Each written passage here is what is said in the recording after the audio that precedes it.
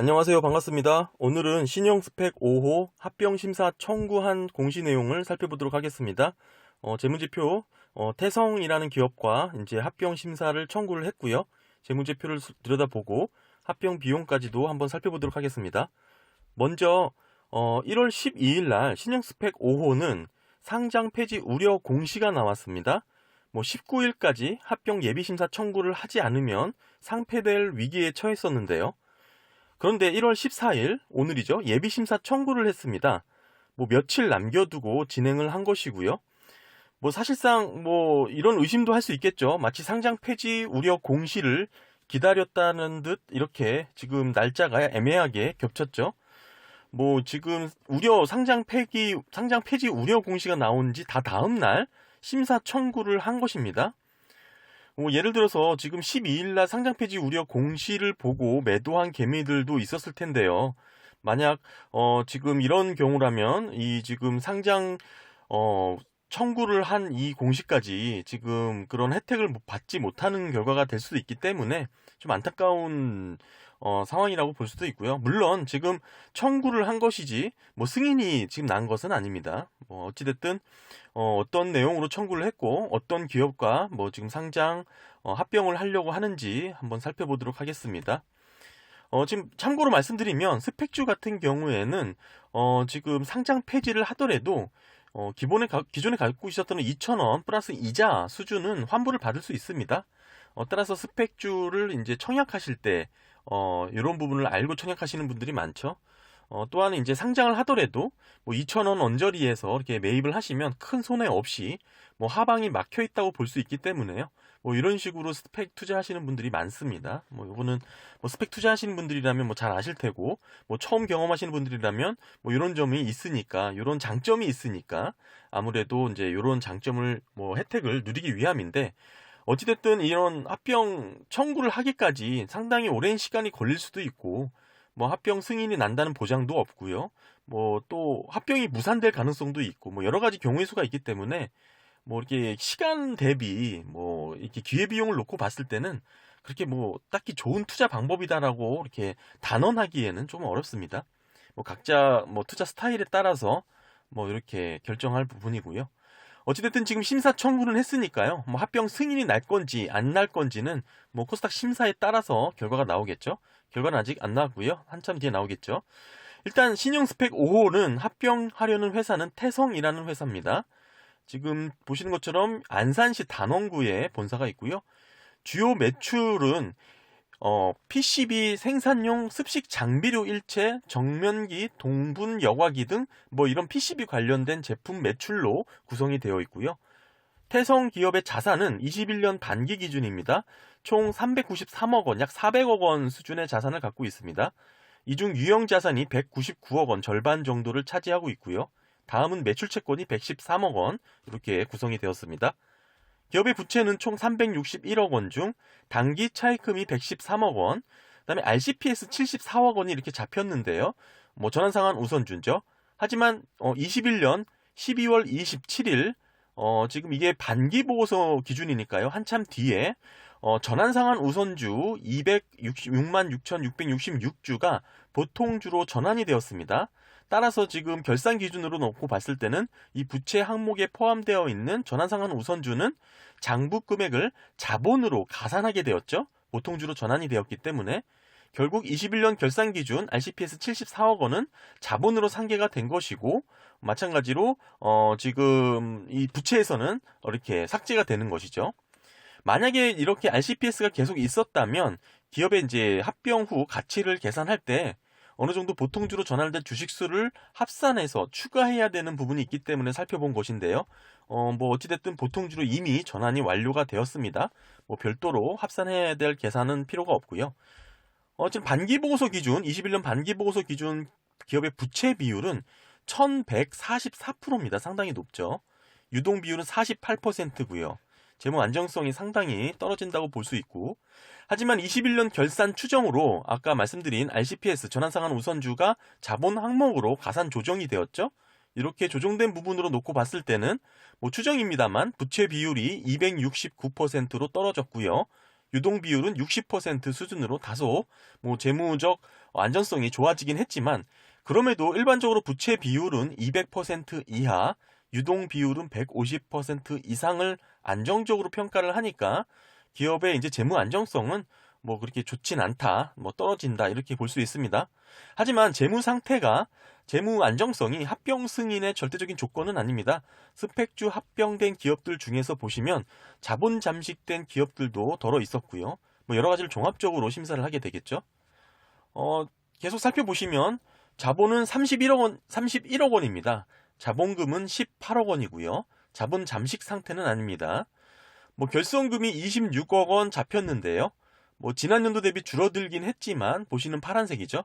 2019년도부터 계속해서 뭐 이렇게 결손금이 이어지고 있는 모습 확인할 수 있습니다. 뭐 손익계산서 보시면 21년 반기 기준 매출액이 183억 원 기업입니다. 뭐 연환산하게 되면 반기니까 곱하기 2 하면 되겠죠. 단순 계산 366억 원이 될 텐데요. 어찌됐든 2019년을 제외하고는 탑라인이 뭐 증가하고 있는 모습이 나타나고 있습니다. 그리고 이제 결손금이 19년도부터 쭉 이어져 온 게 아니고 19년도 실적이 크게 안 좋았고 그 여파가 20년, 21년 반기까지 지금까지 이어지고 있는 모습입니다. 즉 2019년의 경우 보시면 매출 원가가 크게 늘어나면서 영업 적자, 당기 순손실을 기록한 모습이 나타났고요. 당시 38억 원의 순손실을 기록 후 지금까지 회복하지 못하고 있는 모습이 이어지고 있는 것입니다. 22년 세후 영업이익을 어느 정도 추정해 놓는지 보면 53억 원 예상을 하고 있습니다.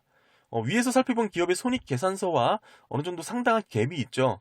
19년도 큰 폭의 적자 이후 어느 정도 회복하긴 했지만 21년 반기 실적이 아직 5억 원 수준의 미비한 정도였는데요. 갑자기 1년 뒤 세후 영업이익을 53억 원으로 예상을 한 것인데요. 뭐 세부적으로 들여다보면 21년 반기 기준 영업이익이 5억 원이었죠. 보시는 것처럼. 하지만 21년 결산을 49억 원으로 예상했습니다. 반기 영업이익은 5억인데 결산은 50억 원 가량으로 예상을 한 것이죠. 결국 매출액도 21년 반기까지는 183억 원인데 21년 결산 매출액이 434억 원으로 추정을 했고요. 반기 곱하기 2, 단순 2로 연환산한 게 아니죠. 외부 평가기관의 실적 추정은 사실 생각보다 되게 디테일하게 작성을 하는데 아마 반도체 패키지 분야의 PCB 시장이 급성장을 하면서 지금 해당 기업의 실적도 영향을 받았을 것이라고 예상할 수 있는 부분입니다. 뭐 정확한 건 21년 재무제표 결산을 봐야겠지만요. 어느 정도 외부 평가 기관이 본 기업의 매출액과 영업이익은 하반기부터 어느 정도 실적 모멘텀이 생겨서 21년 결산 기준으로 약 49억 원 정도 예상을 하고 있습니다. 그러니까 22년 53억 원 예상이 리즈너블하다 이렇게 볼 수 있는 것이죠. 아직 계속해서 말씀드리는 합병 승인이 나진 않았습니다. 하지만 지금 합병 청구를 했기 때문에 합병 승인이 된다면 어느 정도 가치가 되는지 살펴보도록 하겠습니다. 일단 태성 합병하려고 하는 태성의 발행 주식수는 577만 2,652주고요. 한 주당 합병 비율이 계산이 한 주당 3.575주로 배정이 되었습니다. 따라서 태성의 발행 주식수 곱하기 3.575는 2,063만 7,230주가 나오죠. 보시는 것처럼 공시처럼 합병 신주가 2,063만 7,230주가 이렇게 계산이 된 것이고요. 여기에 스펙주의 주식수가 있습니다. 350만 5천주가 있고요. 스펙주 주식수 치고는 좀 상당히 적은 거죠. 스펙주는 전환사채가 있으니까 전환 가능 주식수 살펴보면 109만 5천주입니다. 네, 그리고 종합을 해보면 합병 신주 더하기 스펙주 주식수 더하기 12 전환 가능 주식수 이렇게 합산하게 되면 2,523만 7,230주가 되고요. 아직 합병 승인으로 거래가 재개된 부분은 아니니까 현재 주가는 사실 의미가 없습니다. 거래 정지 전에 주가이기 때문이죠. 그럼에도 불구하고 일단 현재 주가 2,120원으로 계산을 해보면 2,120원 곱하기 23만 7,230주 결국 기업의 시총은 535억 원이 됩니다. 지금 외부 평가 기관이 본 기업의 수익 가치 565억 원과 비슷한 수준이죠. 하지만 22년 세후 영업이익을 53억 원으로 예상했으니까요. 535억 원 시총의 밸류에이션으로 PER 멀티플을 계산해보면 10배가 나옵니다. 기업의 주요 매출 구성과 가장 유사한 경쟁 업체는 바이옵트로가 있습니다. 지금 현재 시총 840억 원 수준인데요. 바이옵트로의 12개월 포워드 PER 멀티플이 17배, 17.78배를 받고 있습니다. 따라서 비슷한 수준으로 지금 요번에 합병하려고 하는 기업에 이제 비슷한 수준으로 멀티플을 뭐 받는다라고 가정을 해볼 때, 막 15배 정도로 받는다라고 가정을 해볼 때, 지금 기업의 이제 스펙주 주가는 3,200원으로 계산이 되고요. 따라서 만약 합병 승인으로 거래 재개가 된다면 주가는 빠르게 상승하여 3,200원 수준으로 상승할 것으로 추정이 되고 있는 부분이죠. 물론 뭐 경쟁 업체와 비슷한 수준의 멀티플을 받는다, 15배 정도의 PER 밸류에이션을 받는다라고 보고 뭐 이렇게 추정을 해본 겁니다. 하지만 스펙주가 상승한다라는 건 합병 비용이 늘어난다라는 의미도 포함하니까요. 합병 기일까지는 스펙주의 주가는 어느 정도 조정받는 부분도 있습니다. 합병 승인이 났어도 합병 무산에 대한 가능성도 있습니다. 주주총회 의결을 받아야 하니까요.